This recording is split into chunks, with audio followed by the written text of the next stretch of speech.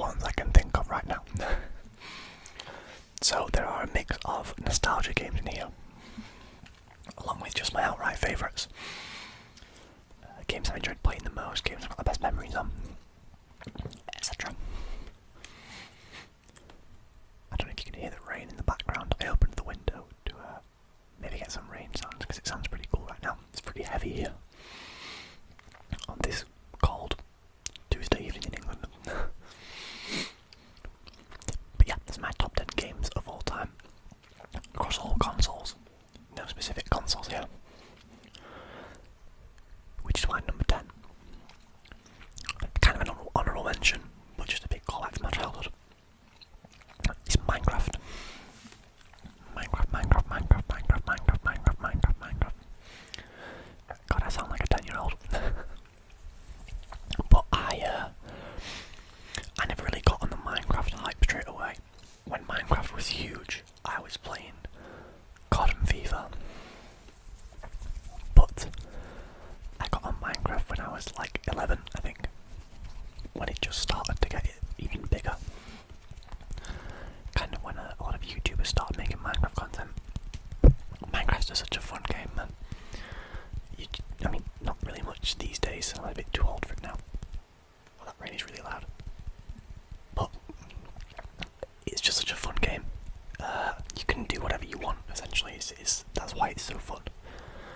I love the ability to just do whatever I want. I've got some good memories on Minecraft. Me and my friends, building worlds, blowing each other's houses up, as I'm sure you've all done before on Minecraft.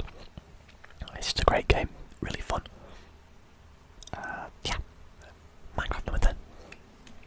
In at number 9, we've got Mario Kart, but specifically Mario Kart Double Dash on the GameCube. If you couldn't tell already, this is another childhood nostalgia-based pick. Actually, the next pick is also a nostalgia pick, but Mario Kart Double Dash on the GameCube. I like all Mario Kart games. I'm not a huge fan of the Switch version, but the Wii, the DS, etc. all really fun. But the Double Dash on the GameCube was so fun. Playing in teams of 2 with your friends or with your family, or against each other, and just having the ability to control two different characters, playing as Mario and Luigi, or Wario and Waluigi. It was just really cool having combinations of characters that you could pick, and you have different carts, different, not abilities, but like, special weapons, I think, for each character, which was really cool. Just all around a really fun game. If you played Double Dash, you'll know what I'm talking about. Quite a lot of the levels on Double Dash, I think, got put into the Wii version. I know the Wii version had like a combination of old levels and new levels, which was really cool. But yeah, Mario Kart in at number 9, really fun. A lot of great memories on that game. Very much like number 8, which is not any specific one of them, kind of all of them. The Little Big Planet games. Little Big Planet was so fun. I enjoyed it so much as a kid, man. It was like one of my first PlayStation 3 games. If you didn't know already, I was a PlayStation child. I was brought up on a PlayStation 2 and moved to PlayStation 3, 4 and now 5. Along the years, I've never owned an Xbox, never wanted one. Always just preferred PlayStation. But Little Big Planet is like in my opinion, the PlayStation exclusive, along with one that's coming up in a couple picks' time. But for me, Little Big Planet is like the personification of a PlayStation exclusive. So fun. Like a sandbox game, but you've also got levels, you can just mess around and create things. There's player-created levels in later games, I think, which sort of add a new dimension to the game. You've got race levels, you've got, so much to do. You can always go back and collect new things you didn't even see the first time round. I haven't played Little Big Planet in a long time, but I thoroughly enjoyed it when I was young. I think I actually got a platinum on Little Big Planet 3, which is really sad now because the servers are offline. So you can't go back and do that because some of the achievements are online. So if you wanted to go back and play Little Big Planet these days, you couldn't get a platinum achievement. I saw that Ben's ASMR said that actually. I think this video is inspired by Ben's ASMR actually, but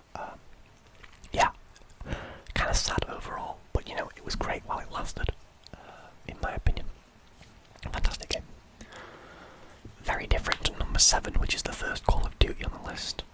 Call of Duty Black Ops 1. Now, Black Ops 1 is a banger of a Call of Duty. Amazing campaign.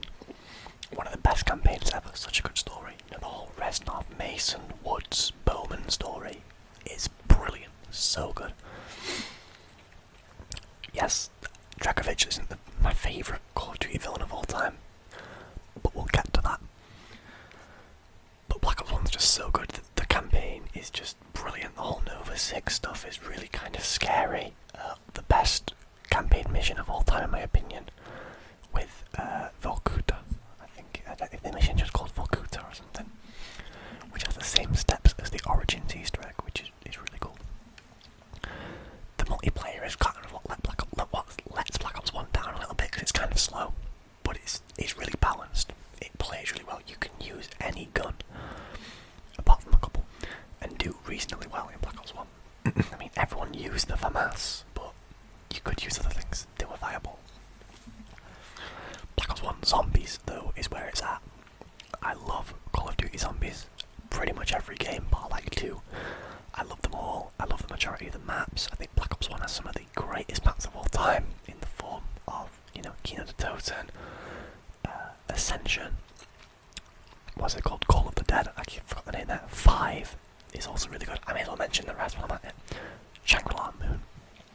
All very fun maps to play with different challenges and, different play styles and dynamics in the map.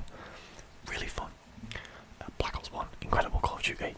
Probably one of my most played games ever, I would say. Definitely in my top 5. Very different to our number 6 pick, which is a story game with Uncharted 4. Uncharted series in general, really, but my favourite of the lot is Uncharted 4. Uncharted 4 is so cool. If you haven't played Uncharted 4, play Uncharted 4.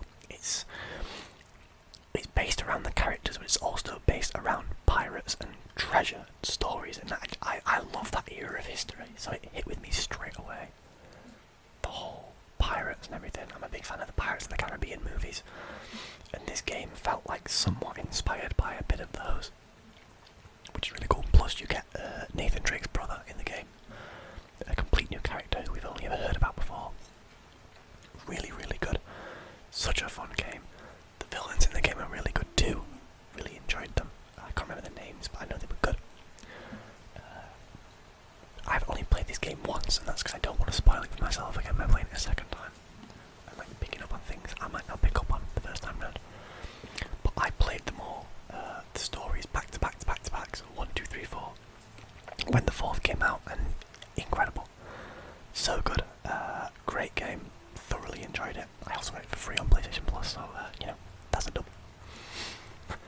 Number 5 is a game that I definitely didn't get for free on PlayStation Plus. In fact, I paid silly amounts of money for this game. It's Call of Duty Black Ops 3. Call of Duty Black Ops 3 might be the most well-rounded Call of Duty in terms of multiplayer and zombies ever. It's not the best in either of them, in my opinion. There are games that do zombies and multiplayer better, but not in the same game. Black Ops 3 Zombies, right, is my most played zombies game by a long way. I'm Master Prestige on that game. I'm like level 500 or something like that. It's crazy how many hours I have in that game. Some of the most fun Easter eggs, some of the best high rounds of all time. Just incredibly fun. I think playing those Black Ops 3 Easter eggs for the first time and completing them with friends, I was like 15 at the time. That was crazy. That was so much fun. I enjoyed it so much. The multiplayer, really fast paced, really fun. Just let down massively by the campaign of the game, which sucks. To put it frankly, the campaign for Black Ops 3 is weak. It's not fun.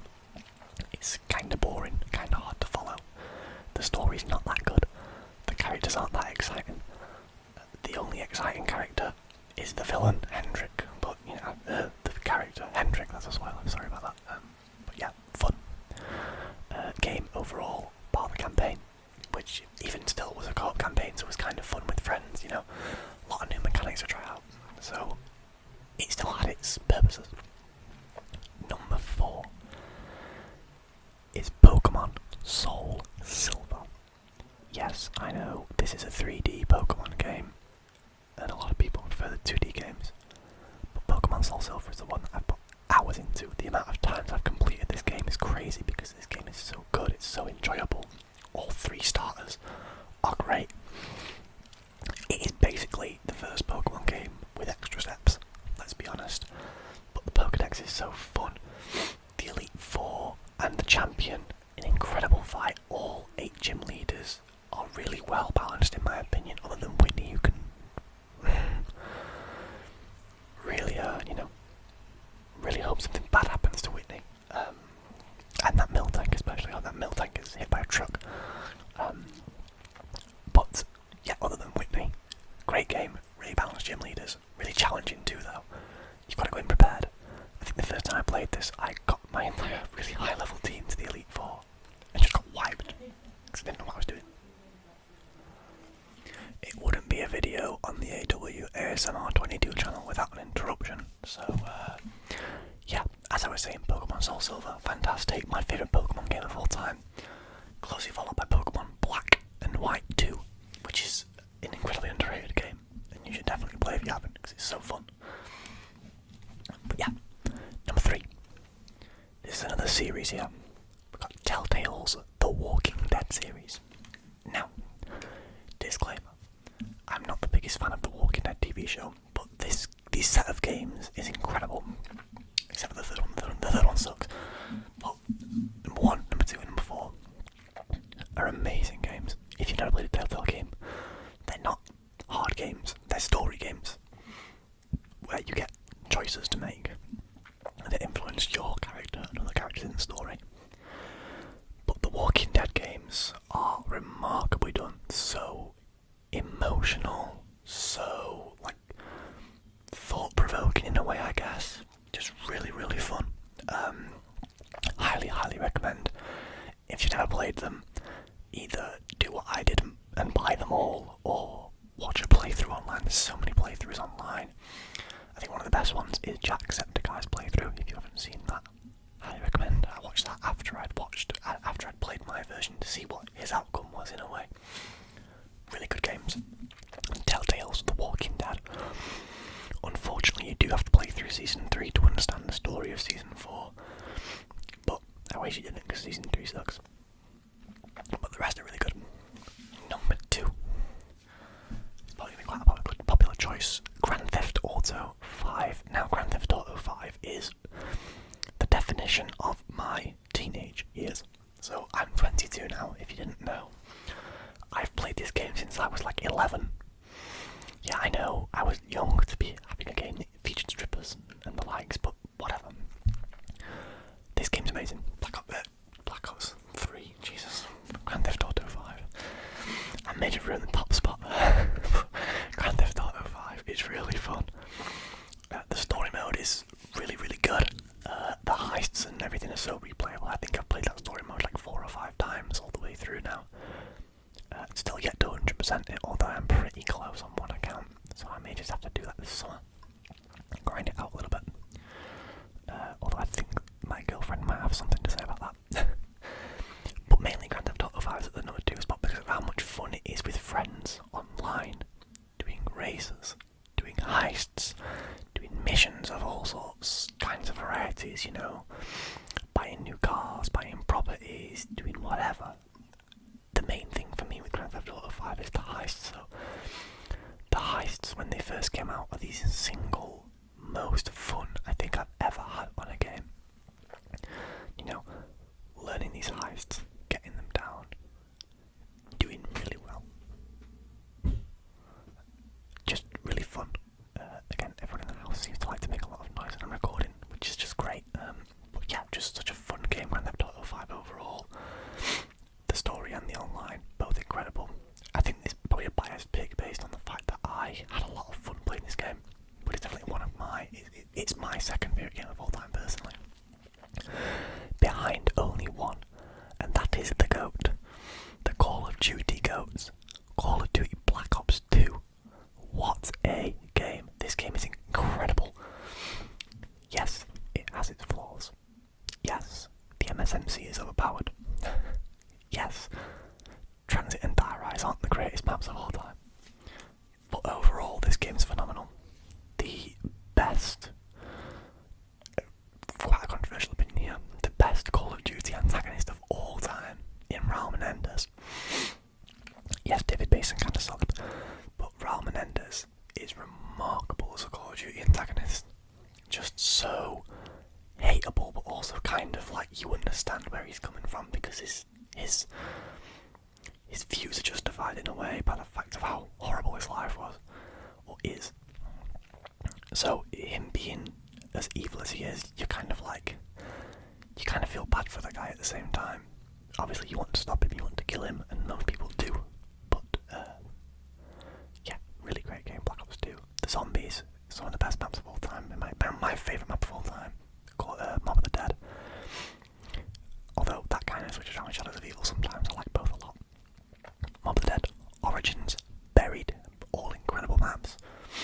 Even Die Rise and Transit to an extent can be fun when played with friends. It's again another game that comes down to the experience that I personally had, where I played the hell out of Black Ops 2 with my friends when I was younger, and still play it now from time to time because it's so good. Yeah, and that's why it's my favourite game of all time.